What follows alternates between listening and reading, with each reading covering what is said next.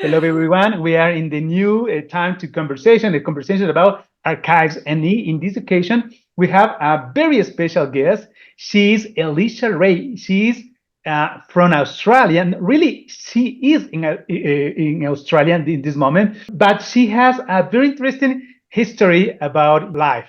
She's an artist, specifically, she studied fine arts, but in a few moments, she talked about her life, her studies. And in this conversation, we will talk about the art and archives, how these probably apparently different fields, art and archives, really they can, what's that, link it. Yes, there are a lot of a relationship between these different fields. Welcome, Elysha. Thank you so much, Ugo. It's so lovely to see you again and reconnect. And thank you very much for having me as well.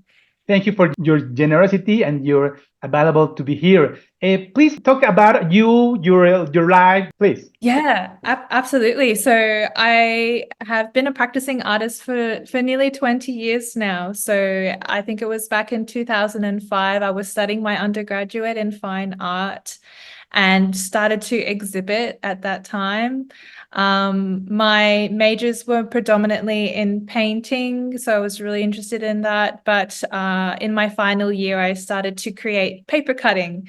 Or in Japanese, it's known as kirie or papel picado. So the art of creating pictures using a knife, and the paper pieces are cut out, and then you're left with this picture.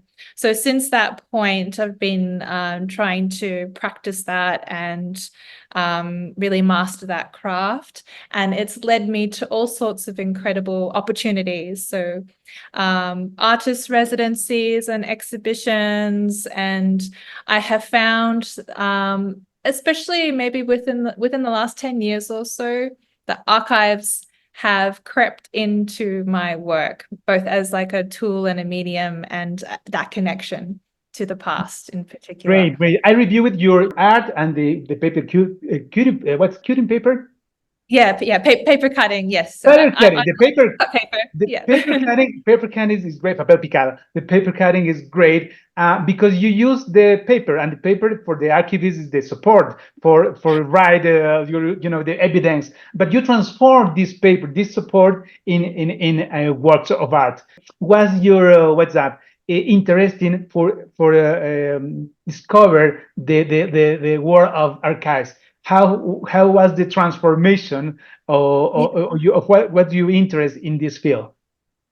Well, I probably didn't have a lot of direct connection with an archive until I started working in one. So as well as being an artist, I work in an archival institution, and I've been there for close to 7 years now. And so during that time, I've really had to understand the ins and the outs of a working archive, understand how to navigate collections, understand what might be within those collections, because within my job there, I create experiences like exhibitions and tours and events that attract people to come into the archive that maybe not normally would consider coming.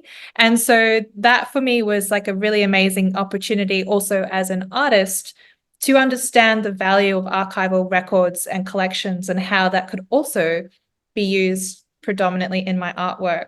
So I've got a picture up on the screen right now. You can see these archival architectural plans.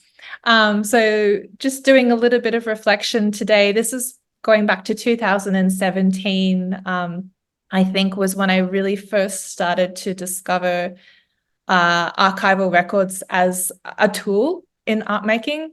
So I was an artist in residence at the Museum of Brisbane. Brisbane is the city that I live in Australia. And these were some beautiful plans of the one on the left is like the architecture of the ceiling or the plaster work. It's quite beautiful. And on the other side, that circular design was this auditorium of the city hall there. So I was there for a couple of weeks and I came across these plans because I thought visually they just look quite beautiful. And then if I go to the next page, I actually started to use copies of these records, and you can see that I'm cutting directly into them on the left-hand side there. And you can see a very, very fine knife is what I use to create my works. And on the right-hand side, you can see there's actually lots of little studies of these paper cuts that I've made from plans, photographs of tiles and ceiling designs and so forth. And these all culminated as like forms of research for me to understand this building that I was in. And then I created these installations of paper. So really, really large scale that referenced those patterns that were right back in those architectural plans. And what I wanted to try and achieve with this was to create almost like a bit of a spectacle that people walk through, they walk underneath these large installations, and they are quite amazed by it because it's all hand cut, it's all one piece of paper, but then they become curious to what they are. What are these patterns? Where are they from? And so when I explain in my artist statement that actually these reference, plans from the city hall or different patterns around the building, it became like a means for people to be interested in trying to find where they are in the building. So not only were the records a really great tool for me to use within my work became a point of people interested in actually finding where the records were as well. So it was like a very reciprocal, symbiotic kind of relationship that turned out to be. Yeah. Great, wonderful. At the beginning, you tell that the paper cutting is a Japanese art. What is your relationship with the Japanese culture? Oh, absolutely. Yes, I should explain that. It's very much not obvious, but I do have Japanese heritage. So my grandmother is Japanese, and she migrated to Australia in 1953. She was a Japanese war bride who were a group of incredible Japanese women. They met Australian soldiers in Japan when those soldiers were stationed there after the war. So there were 650 of these women that came out to Australia between 1952 and 1965, I think it was. And it was an incredibly difficult time to be a Japanese person in Australia because particularly the atrocities of war were very fresh in people's minds. So there was a lot of hatred towards Japanese people. So I can only imagine that it was a very difficult time for my grandmother, but also for my mother and her siblings, being half Japanese, half Australian, because people were still reeling from a lot of the terrible things that the Japanese soldiers did during the war. Although, war was a terrible time for everybody involved, of course. And that's probably a good segue to, I'll just show you these other records here. This is from my grandmother's immigration file on the left. And this is a file that I came across a couple of years ago.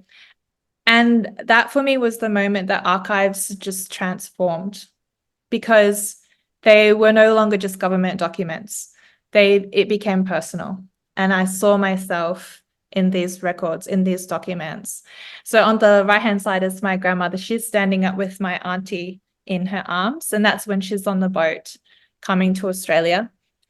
And so, yeah, these are part of her files. And I saw pictures of her, there's information about her, and it's captured this moment in time.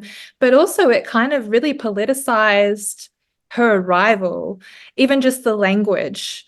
This is her alien registration card. It had just never occurred to me, like, to see it on paper that she was referred to as an alien. And so it was quite a pivotal moment for me because at that point, a lot of the records I were using were nothing connected to me, but now records were connected to my own history and my own identity. And so I started to continue to explore that and use records in my work that way. It's wonderful. It's very nice because reviewing these papers, this memory is spark to understand yourself, or in this case, the source for your inspiration too for your art. Absolutely. I think maybe the first work that I made after that transformational moment was this one here. It's called Rabbit Proof Fence. And it really references that time in history when my grandmother was trying to come out here, because originally Japanese wives were not allowed into Australia, even though they had Australian husbands. We were under what was called the Immigration Restriction Act. Sometimes it's known as the White Australia policy, because it was a policy that essentially only favored white European migrants to come to Australia. And it began in 1901, and it didn't completely become abolished until 1973. So it's still within living memory. It lasted for such a long time. So this work is called Rabbit Proof Fence because obviously it's a fence, a wire fence, but it's all hand cut out of paper, one piece of paper. And the rabbit proof fence is a real fence in Australia as well. It's a fence that was built when the population of rabbits became very extreme, and they tried to control it by building a fence to stop the rabbits from moving across the country. So they called it the rabbit proof fence. And the construction of this fence began in 1901, which is the same year that this immigration policy began. So I kind of liken this fence to this policy, because when you think about it, this policy was just a document and it was a fence made of paper. So that's exactly what this is as well. And the little rabbit has got my grandmother's copy of her alien registration card over the top. And it's also very poignant that it's in the shape of a rabbit, because in lunar horoscope years, she's year of the rabbit. And I made this work in 2023, which was the year of the rabbit as well. So it's got a lot of layered meanings within it. And for example, in this case, the fence is connected with your specific with the paper cutting Yes. is perfect, because it's like a pattern. Is yes, it's perfect. It's the point of the art is find this connection in probably ordinary thing with transform to very beautiful object. It's great. In your opinion, for example, in your case, is for personal private personal history, to your personal sense of life. But in your opinion, it's necessary, was probably that the archives could be an inspiration to explain the history of not only of the people, of the person, the society, the community, or include of the country. What is the paper of the archives in this process? Yeah, look, I think it's an interesting question when you think about archives and the histories that they represent, because I think we have to realize that archival collections don't keep everything. They are very selective. Archival appraisal is that process of deciding what you keep and what you discard, and what you keep creates a narrative. So you have to recognize that there are gaps for things that are not there.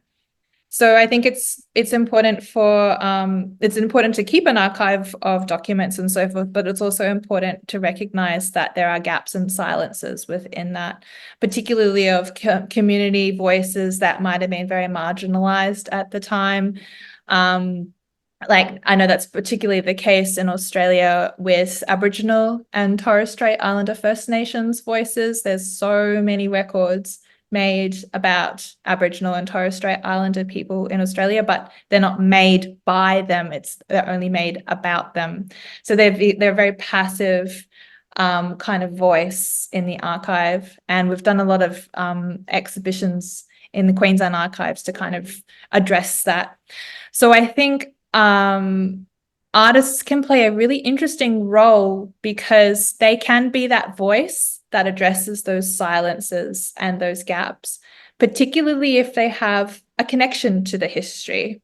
So for me, being a descendant of the histories within the archive, like with my grandmother, I think has empowered me to be more vocal about it. And paper just ends up being such a powerful medium, because as you said, so many of these old records are on paper. This paper has that power because they document these histories, but the histories are not complete. So when I make work with paper, that also addresses some of these histories that maybe people don't know much about. It kind of subverts that power dynamic. It represents these histories. It is like a counter archive because it is addressing those gaps and silences in that way. In your case, I don't know. I'm not sure. Do you have a formal study in archives too? You are studying a PhD. I am studying a PhD. Yes. So my PhD is in creative practice, which means that my research methodology is also through the work that I make. But I am researching a lot into archival theories because they have become so inherent within my work. And so I'm really understanding more about why I'm drawn to this and then how to use that to make my works more powerful, more meaningful, more impactful as well. Yeah. Ah, great, great. In this line, do you think that the study of archives in general, the study, do you know, study the different technical process? Because you said before that archive is not a what is that accumulation, inorganic accumulation of papers. It's a select specific evidence. This part of the techniques, this discipline, the study of archives can inspires the creation of artistic works in whatever type of artist work. In your case, painting or paper cutting or another, probably music too, or Yeah. another type of art. It's possible because it's not very common. It really is amazing to see your works and think that the origin or the beginning of this art is this history.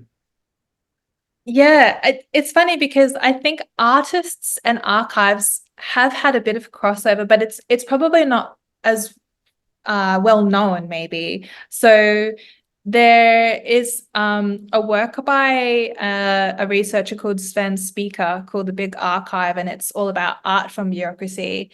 And he states that that connection between art and archives, it dates back to like the late 19th century. So when you think about artists like Gerhard Richter, Marcel Duchamp, Andy Warhol, they have all used archival methodologies in some way, whether they're even making their own archives through their work, right? But the idea of artists in the archive, is something that I think is burgeoning even more because you get third and fourth generation descendants of these histories finding their voice and connecting to these collections in a time and a place where their ancestors probably didn't even have access to these records. So they're open now, they're available now, they're probably digitized now, and they have a means through their art to retell these histories. There's another researcher called Hal Foster. He kind of coins this as an archival impulse. I think that refers to the impulse to like collect things, order things, organize things as an artist, but also to engage with those existing collections as well. So yeah, I think these intergenerational voices are incredibly important at the moment because not only are they relevant for those communities, but they're making archives relevant again as well. Because if people aren't engaging with collections, then they're just sitting in a dark room and nobody's looking at them as well. This is wonderful. In my case, I am not an archivist, a professional archivist. I am engineer, but I am discovering this time the importance of the archivist. But I don't know in Australia, but in Ecuador, probably in America, the archivist, the professional of archivists, in my opinion, they don't know the importance of the archivist.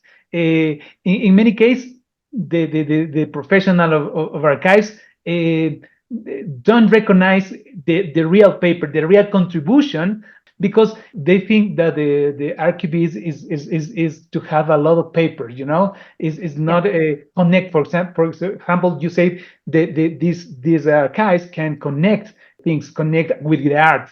But in my opinion, the most of these professionals don't recognize. They are in the work day a day. Probably they need explored outside of the box.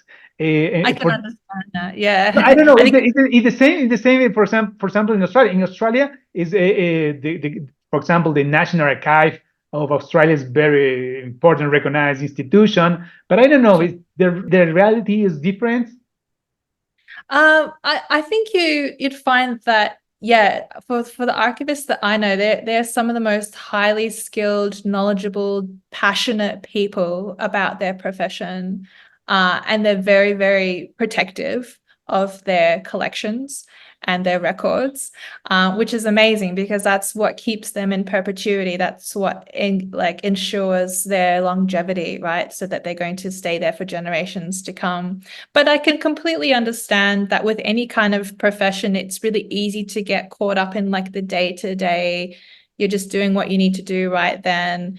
And then you don't perhaps have an opportunity to step back and realize, oh, this work that I'm doing is really consequential. Like it's really going to have an impact for future generations because I'm creating and preserving a collection that people will access in generations to come. And the things that we keep are going to create this narrative that people are going to interpret, much later down the track. So, yeah, I probably take a very philosophical kind of viewpoint more often than archivists do, because I'm not an archivist either, but I certainly have a lot of respect for their profession. And I hope that my endeavors to work with archives as an artist is only trying to illuminate the important work that they're doing and that archives represent, especially if institutions are open to engaging with community and open to engaging with artists as agents of, social history, as another voice to add into that, I hope. Probably a lot of activists in this moment. We were very happy to hear your I words. hope so. It, another point, in this moment we are in this revolution or AI of artificial intelligence, the digital transformation. Everything is digital, everything is electronic documents. In your works, in your works of art, in your art, you use these tools, or your work is independent of technology. Is only very manual. It's very manual. This is Manual. probably where I can really agree with many archivists is that I like hard copy. I like paper. Yes, And paper. so I like to work with my hands. So yes, at the moment, predominantly my work is hand cut because I find a lot of value in the process of spending quite a bit of time to cut things out because when I'm cutting, I'm thinking, and when I'm thinking, I'm reflecting and I'm understanding why I'm making something. So it like literally creates time and space for me to do the important thinking part of making work. But I do use digital technology in the sense that I've probably streamlined the process of getting to the point of cutting. So I used to, sketch on paper my designs and like create something that way, and then I'd print it or blow it up or do a projection to sort of like do the really large paper cuts. But now I use like an iPad and an Apple Pencil, and my designs are actually digitally native most of the time now. And then I might print them out and then cut them out and like create like a template to overlay. But in terms of the hand cutting, I have in the last few years particularly recognized that I'm not going to be able to do that forever because it is very laborious.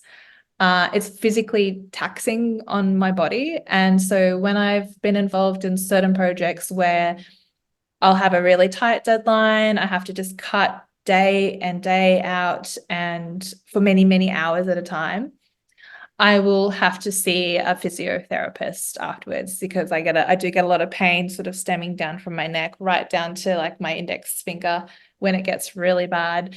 So there'll come a time where I probably just won't be able to do it anymore, and I'll have to accept that there'll be other technologies to cut things like laser cutters and CNC machines, Or the other option, I was trying to convince my eldest son that I could teach him and I could pass down the craft and he could be like my apprentice.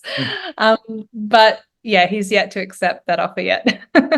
Of course, the main work is part of the beauty of Yeah. this art. But probably I think you are using and very well the digital technology, for example, to show Yes. your works. You use a social network, you use your website for show or present your works.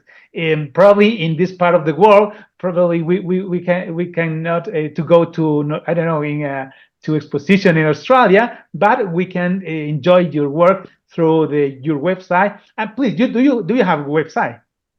I do, yes. So it's just elysharei.com. That's ELYSHAREI.com. Great. Yeah. And All of these works there. Yeah. So and you show your works through the I don't know Instagram, Facebook, and most of the yeah, social Instagram. networks. Instagram and Facebook. Instagram's good because I do a lot of like behind the scenes, me working in the studio sort of thing. Facebook has similar content, and then my website's sort of more of my portfolio. So once a project's finished, then I'll sort of publish it as like a record, as an archive. There you go, of my work. Really, really. Yes, yes. It's a digital archive. But in your That's opinion, right. Yeah. for example, in this point, in your opinion, what is the paper of the social network? Is the positive, negative, or both of sides? The I use of have the a love-hate relationship with social media because I I have certainly garnered a lot of opportunities and connections through using social media, either by people finding me or me coming across opportunities to apply for things. So like some really great things have come out of that.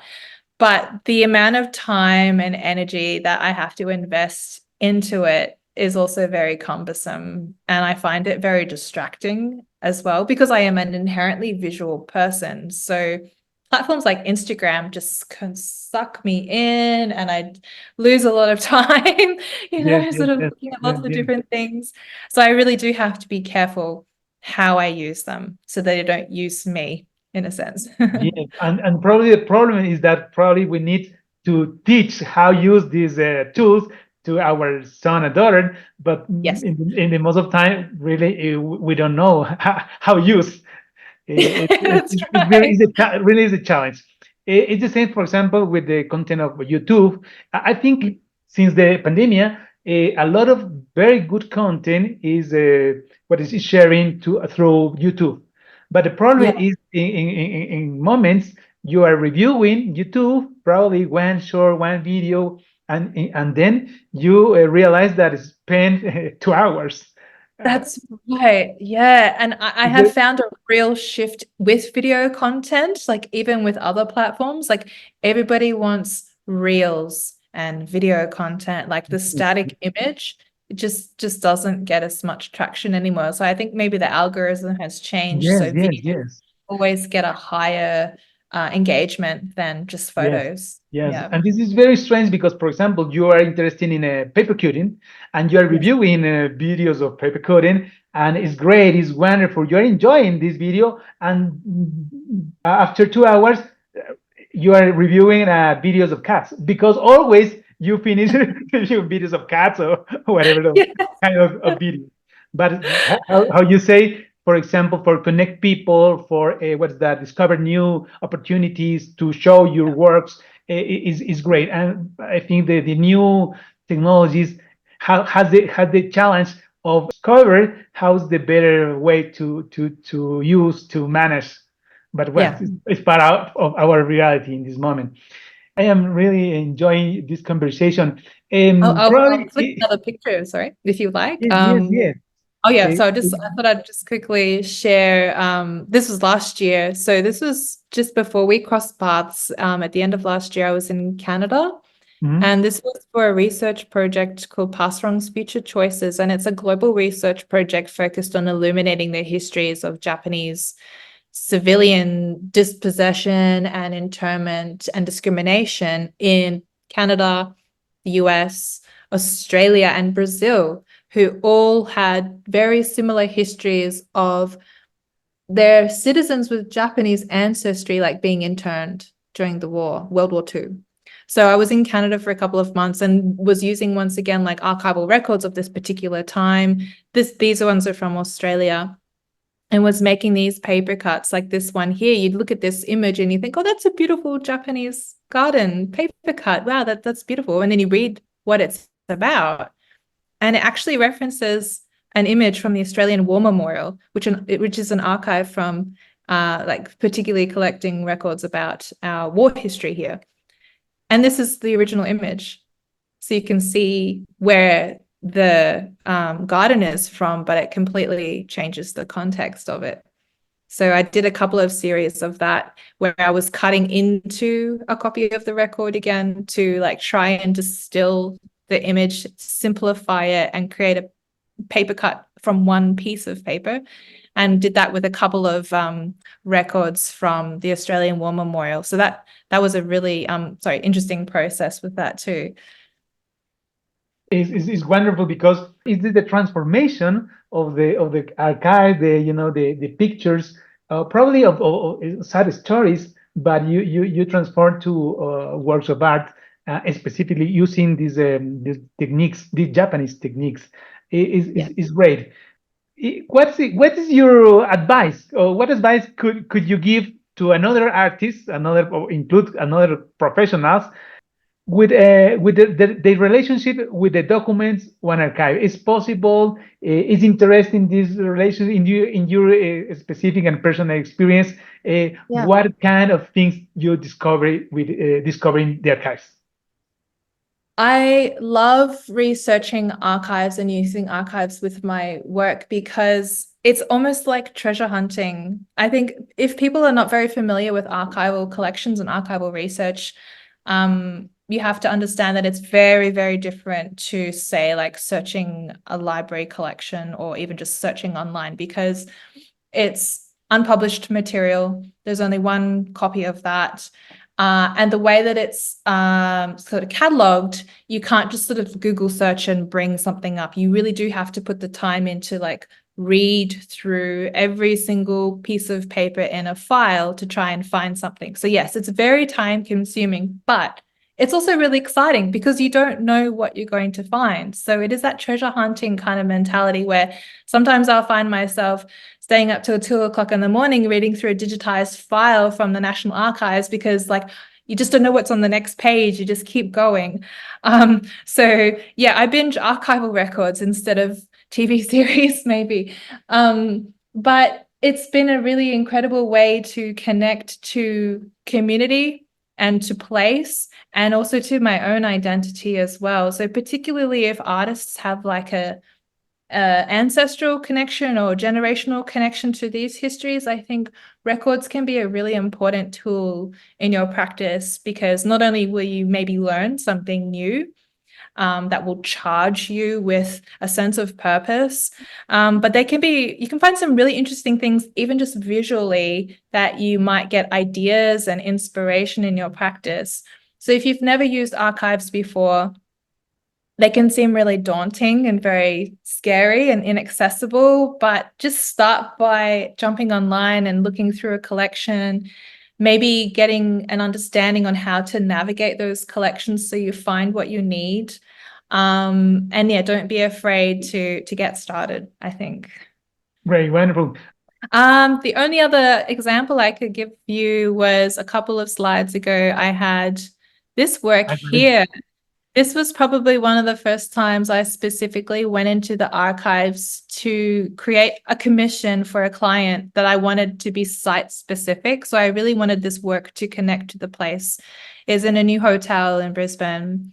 And what I came across was this map in the Queensland State Archives, which is a beautiful map, just looking at it. And that gorgeous snaking line through the middle is actually our river. And it has an incredible flood history, quite severe floods, about 4 distinct ones since records began. And so I found this map and I was instantly drawn to it. And if you sort of turn it on its side, all those sort of colorful tendrils that come around the side of it, they actually represent the different depths of the floodwaters. So you can see that some of those areas were quite deep. But I likened it to almost like a dragon kind of form. So I used that as an inspiration for this render on the right-hand side there, where that river is suggested in it, but you've got those different flood depths added onto it. And it's been very stylized, so like a Japanese hokusai woodblock print. And that's what ended up being this design here. So this is not paper. This is cut into Looks aluminium aluminum.